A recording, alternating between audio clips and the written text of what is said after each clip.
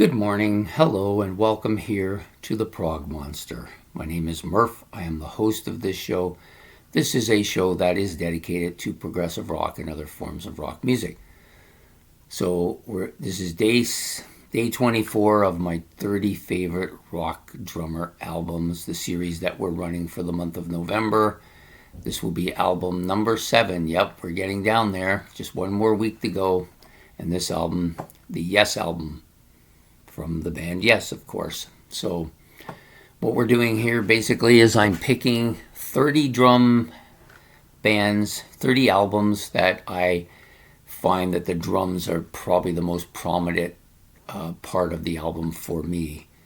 And I've continued along throughout the month. Every once in a while I'll reiterate what I'm just saying now so that people don't forget what we're doing here. Yeah, this is a great album. We've already done this drummer once this week, but he's back with a totally different band and a totally different sound. So we did the King Crimson one earlier this week, and earlier last week. I guess this would be technically this week since it's Sunday. So we got to talk about Bill Bruford again. I think Bill Bruford a little more prominent on this album and a little bit of a different style, much more of a rocky style here. One of my favorite drum parts of all time is that drum parts that he does in Yours Is No Disgrace. He just fills in this kind of galloping feeling to the song. I just love it. It's one of my favorite parts to play. I play it as often as I can. And I just think it's such a killer track. The guitar is fantastic on here as well.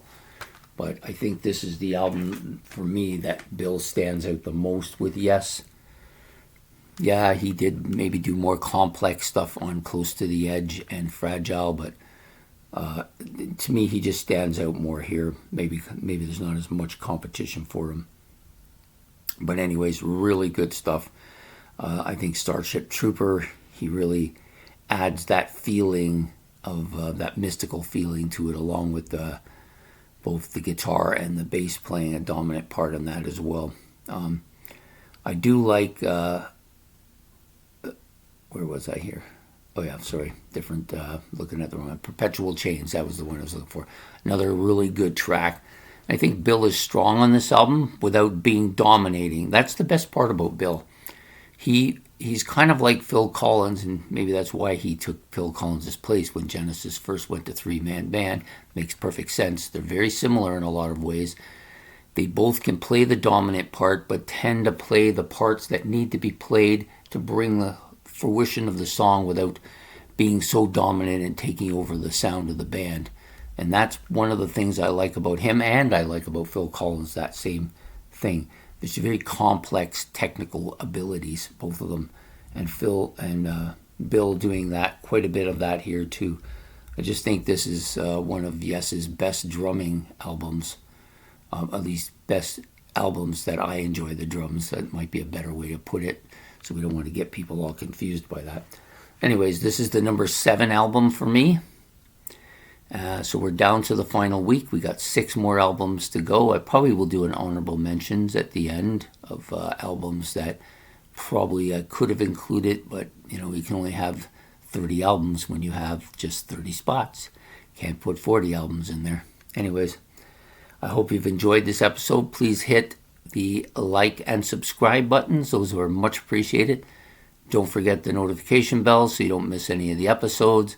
And if you have any comments about Bill Bruford, about this album, or about Yes in general, you can put those in the comment section below, and I'll try to answer them as best I can when I have the opportunity, which I try to be on top of. So have yourself a good day, a good night, and have a enjoyable night, overnight. Take care and have a good one. Goodbye.